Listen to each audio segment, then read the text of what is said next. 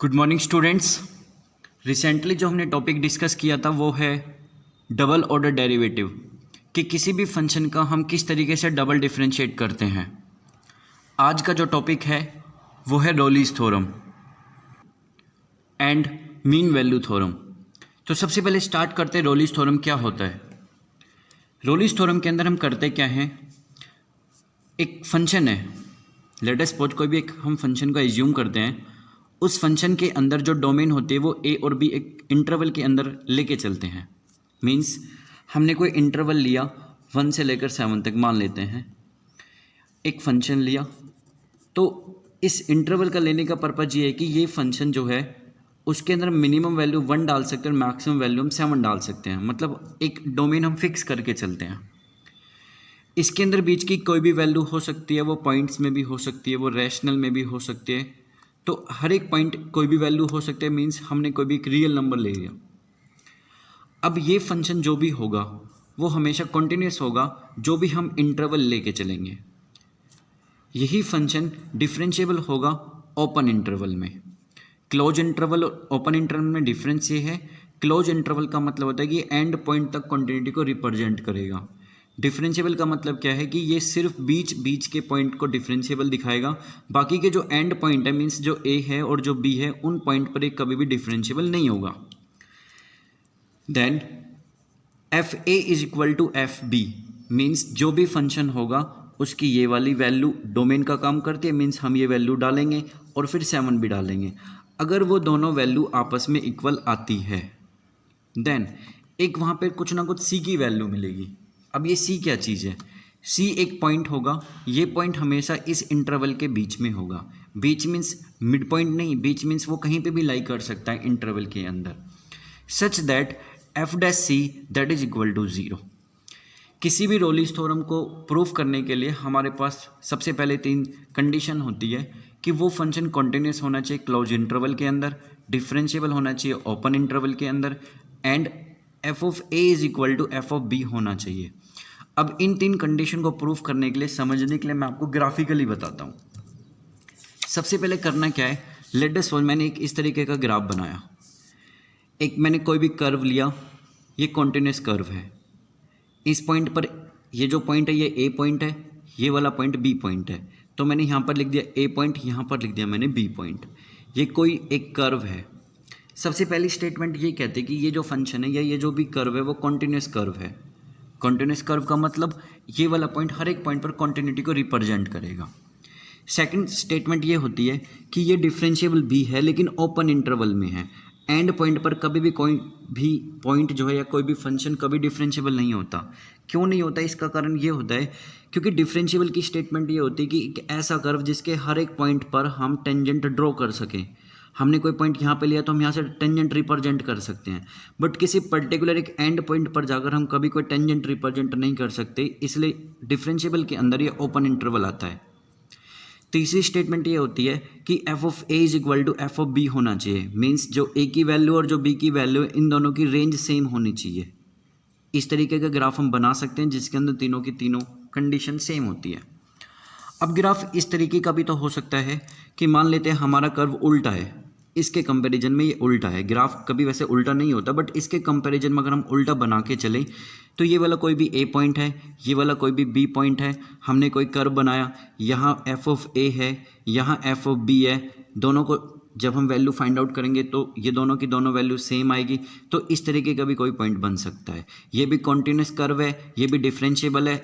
Differentiable कभी and point पर नहीं होता, हमेशा कॉन्टिन्यूटी स्टार्टिंग से लेकर लास्ट तक चलता है, हर एक पॉइंट पर कॉन्टिन्यूटी फंक्शन होता है।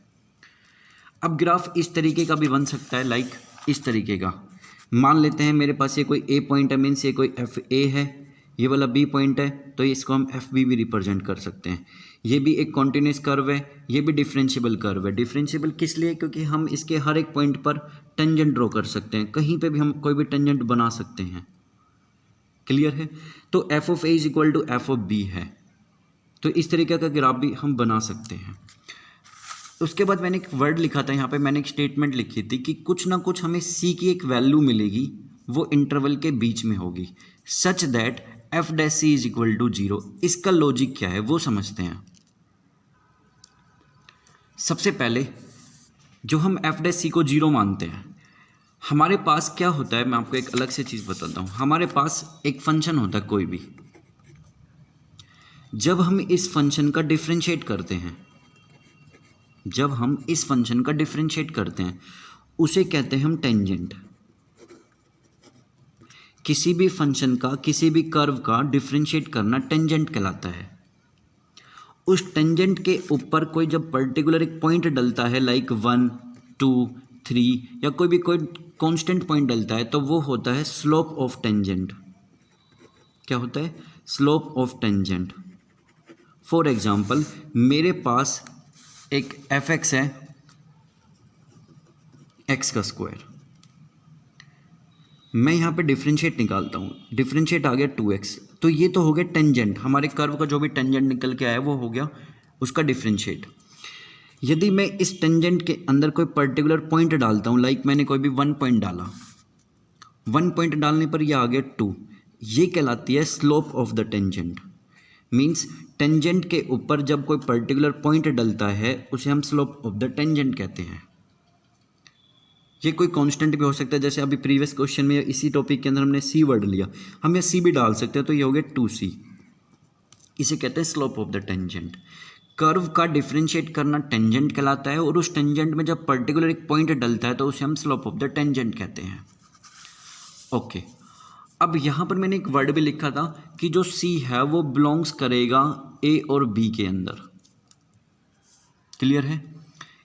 देखिए, हमने जो फर्स्ट ग्राफ बनाया था इस तरीके वाला, ये ए पॉइंट है, ये कोई बी पॉइंट है, इसके कहीं ना कहीं एक पॉइंट सी है, वो यहाँ भी हो सकता है, वो यहाँ भी हो सकता है, बट रोलीज की कंडीशन क्या कहती है कि सी एक ऐसी जगह पॉइंट होगा जहाँ पर जब हम कोई टेंजेंट ड्रॉ करते हैं तो वो टेंजेंट एक्स एक्सिस के पैरेलल होगा। एक्स एक्सिस के पैरेलल का मतलब है स्लोप ऑफ द टेंजेंट 0 होगी, इट मीन्स एफ डैश सी 0 होगा। लेट अस सपोज अगर मैं इस ग्राफ की बात करूं, मैंने कोई स्लोप ऑफ द टेंजेंट, या मैंने पहले कोई भी कर्व बनाया, ये कोई ए पॉइंट है, ये कोई बी पॉइंट है, इस पूरे कर्व के ऊपर कहीं ना कहीं एक सी पॉइंट ऐसा पॉइंट है जिस पॉइंट के ऊपर जब हम कोई भी टेंजेंट ड्रॉ करते हैं तो वो एक्स एक्सिस के पैरेलल होता है। अदरवाइज सी तो यहाँ भी हो सकता है, यहाँ भी हो सकता है, बट अगर मैं यहाँ पे कोई टेंजेंट ड्रॉ करता हूँ तो वो इसके पैरेलल नहीं है। पैरेलल वही होगा जब हम किसी भी पॉइंट पर जाकर हम कोई लाइन ड्रॉ करते हैं तो वो एक्स के पैरेलल होगा, इट मीन्स जब वो उसकी स्लोप को 0 रिप्रेजेंट करेगा। अगर मैं इस तरीके का ग्राफ लेके चलूँ, ग्राफ तो ऐसा भी हो सकता है, तो इसके अंदर क्या होता है, जरूरी नहीं है कि सी की कोई एक ही वैल्यू निकले, सी की बहुत सारी वैल्यू भी निकल सकती है, वो डिपेंड करता है कि कर्व किस टाइप का है। अगर कर्व इस तरीके का है तो सी की एक वैल्यू यहाँ भी निकल के आएगी और सी की एक वैल्यू यहाँ भी निकल के आएगी, तो ये भी एक्स एक्सिस के पैरेलल है। अगर मैं लाइन यहाँ पे ड्रॉ करूँ तो ये भी एक्स एक्सिस के पैरेलल है, इट मीन्स यहाँ पे 2 पॉइंट निकल के आएंगे, C1 और C2। याद रखना ये दोनों के दोनों ही पॉइंट हमारे इंटरवल में लाई करेंगे। क्लियर है?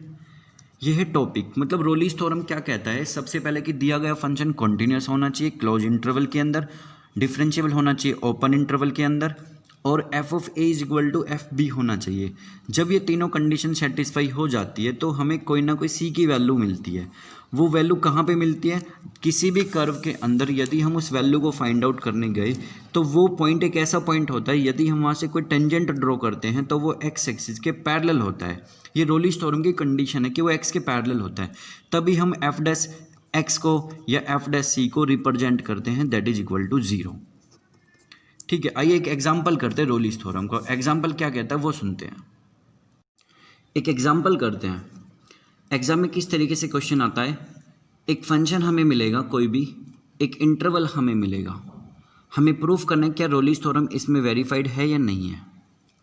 सबसे पहली बात, हमारे पास फंक्शन है एक्स का square plus 2।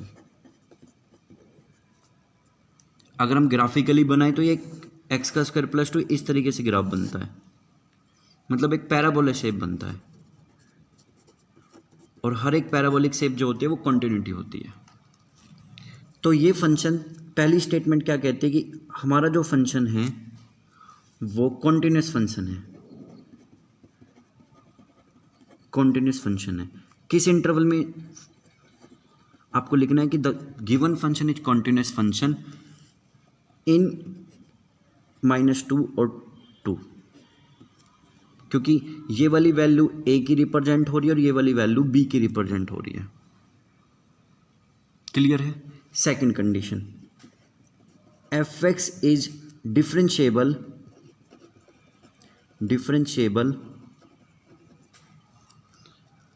On open interval. Open क्यों है अभी मैंने बताया था। मान लेते हैं कोई पॉइंट -2 यहाँ पे है और 2 पॉइंट यहाँ पे मान लेते हैं। किसी भी एंड पॉइंट पर हम जाकर कभी भी कोई टेंजेंट ड्रॉ नहीं कर सकते। हम इसके यहाँ पे टेंजेंट ड्रॉ कर सकते हैं, यहाँ पे भी टेंजेंट ड्रॉ कर सकते हैं। अब इसके अंदर दो कंडीशन के बाद जो तीसरी कंडीशन होती है रोलिस थ्योरम की, वो ये होती है कि एफ ऑफ ए जो है वो एफ ऑफ बी होना चाहिए। अगर ये तीनों कंडीशन सेटिस्फाई हो जाती है तो हम रोलिस थ्योरम को आगे की तरफ फॉरवर्ड कर सकते हैं। जैसे सबसे पहली बात, ये चीज़ तो क्लियर है, f of a is equal to f of b लेके आते हैं। मेरे पास जो फंक्शन था वो था एक्स का स्क्वायर प्लस 2। क्लियर है? देन एक्स की वैल्यू हम -2 रखते हैं, दैट इज इक्वल टू -2 का स्क्वायर प्लस में 2। ये हो गया 2 का स्क्वायर 4, 4 और 2 6। अगर एफ ऑफ 2 रखते हैं, ये हो गया 2 का स्क्वायर 2 प्लस 2, मतलब 2 का स्क्वायर हो गया 2 करने पर 4, 4 प्लस में 2 हो गया 6। मतलब f of a is equal to f of b आता है। इट मीन्स इस कर्व के ऊपर कहीं ना कहीं एक ऐसा पॉइंट बी होगा जहां पर अगर हम कोई टेंजेंट ड्रॉ करते हैं तो वो एक्स एक्सिस के पैरेलल आता है। कैसे? लेट अस सपोज मेरे पास ये जो फंक्शन था वो एक्स का स्क्वायर प्लस में 2 था। क्लियर है? मैं काम क्या करता हूँ, इस फंक्शन का सबसे पहले टेंजेंट ड्रॉ करता हूँ 2x प्लस में 0, क्योंकि x का स्क्वायर का डिफरेंशिएट 2x हो गया और 2 एक कांस्टेंट है, इसका 0 हो गया। मीन्स ये जो निकल के आया वो आया टेंजेंट। क्लियर है? क्या निकल के आया? टेंजेंट। अब ये जो हम टेंजेंट ड्रॉ करते हैं वो x एक्सिस के पैरेलल होता है। पैरेलल का मतलब इन दोनों की स्लोप 0 होती है। किसी भी लाइन एक्स एक्सिस के पैरेलल होती है, मतलब कोई भी टेंजेंट एक्स एक्सिस के पैरेलल होता है तो मतलब इसकी जो स्लोप होती है वो 0 होती है। और यदि कोई भी वाई एक्सिस के पैरेलल होता है तो उसकी जो स्लोप होती है वो इन्फिनिटी होती है। उसके बाद हम एफ डैश एक्स को 0 पुट करते हैं। क्या पुट करते हैं? 0 पुट करने पर 2x हो गया 0, तो x की वैल्यू आ गई 0। अब बात क्या थी, इसके बीच में कहीं ना कहीं एक सी पॉइंट होगा, यहाँ पर x निकला है। अब यहाँ पर आपको एक लाइन लिखनी कि सी जो एक पॉइंट है वो x की वैल्यू के अंदर है। इट मीन्स जो हम एफ डैश सी को 0 रिप्रेजेंट कर रहे थे, अब देखिए एफ डैश एक्स भी 0 है, एफ डैश सी भी 0। अगर मैं बात करूँ तो ये भी किसके इक्वल हो गया? सी के इक्वल हो गया। यहाँ से आपको सी की वैल्यू मिली, मीन्स जो भी एक्स की वैल्यू हो सी की वैल्यू भी काउंट होगी, क्योंकि दोनों ही टेंजेंट 0 के इक्वल है। क्लियर है? अच्छा, उसके बाद क्या करते हैं, यदि सी की वैल्यू 0 आ गई, अब मैंने एक कंडीशन लिखी थी जो सी है वो बिलोंग्स करना चाहिए इस इंटरवल में। अगर इस इंटरवल में बिलोंग कर रहा है तो रोलिस थ्योरम वेरीफाइड है।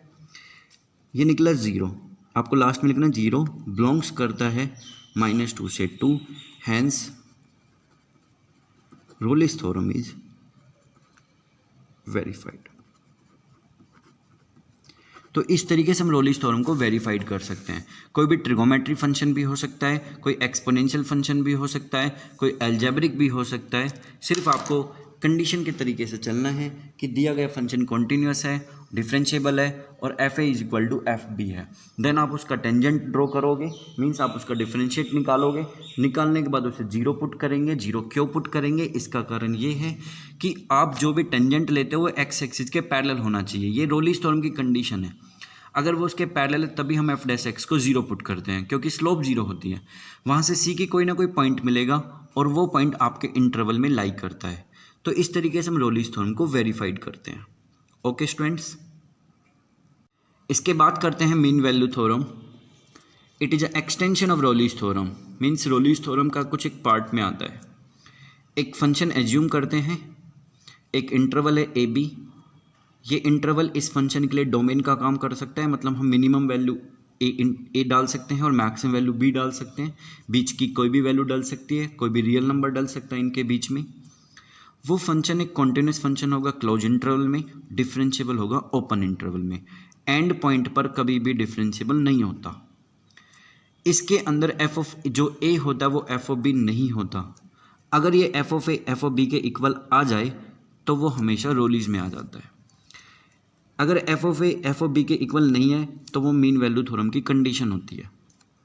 देन हमें कोई ना कोई उसी तरीके से सी की वैल्यू मिलेगी, वो इस इंटरवल के बीच में लाई करेगी कहीं ना कहीं पे, सच दैट एफ डैश जो सी है उसका ये फॉर्मूला है f of b minus f of a upon में बी माइनस ए।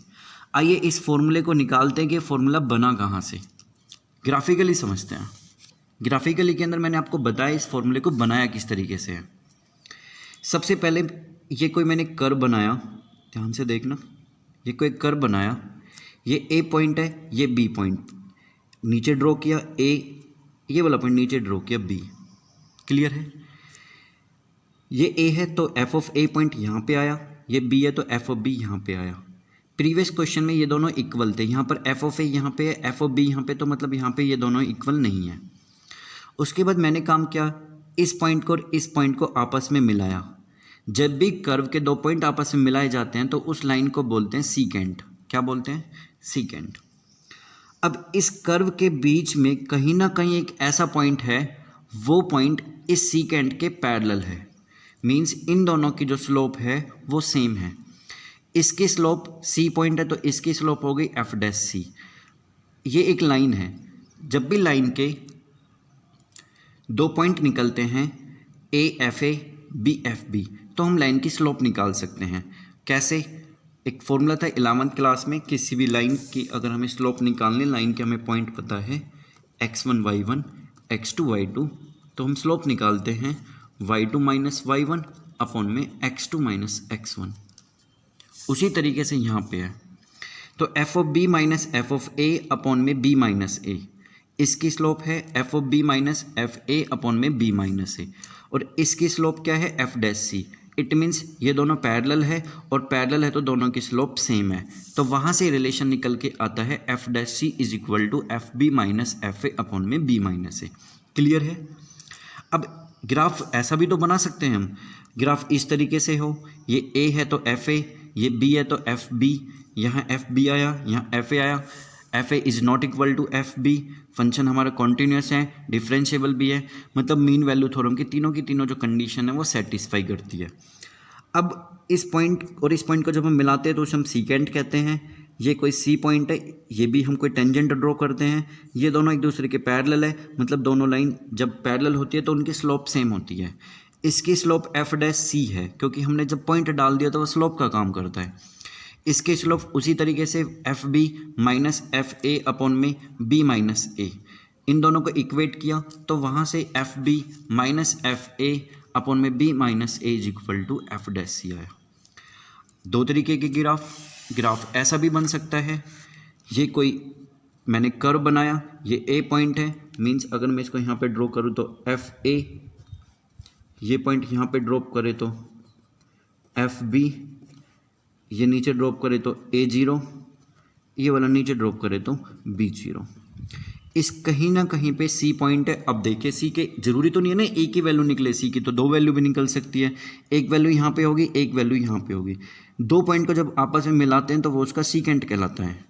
इस कर्व के लिए सीकेंट है, ये सीकेंट इसके भी पैरेलल है, इसके भी पैरेलल है। इट मीन सी की दो वैल्यू निकलेगी, एक वैल्यू यहाँ पे निकलेगी, एक वैल्यू यहाँ पे निकलेगी, तो वहाँ पे भी यही वाला फॉर्मूला हमें यूज करना है, f B minus F A upon में बी माइनस ए।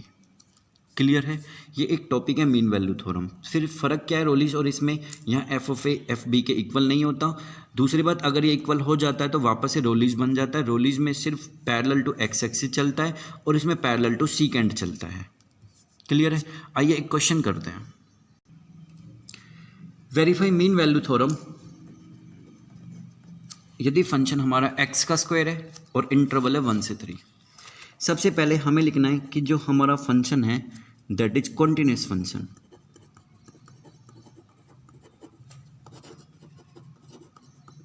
किस इंटरवल में? 1 से 3 के इंटरवल में। क्लियर है? इसके बाद दिया गया फंक्शन कैसा है? It is also differentiable function.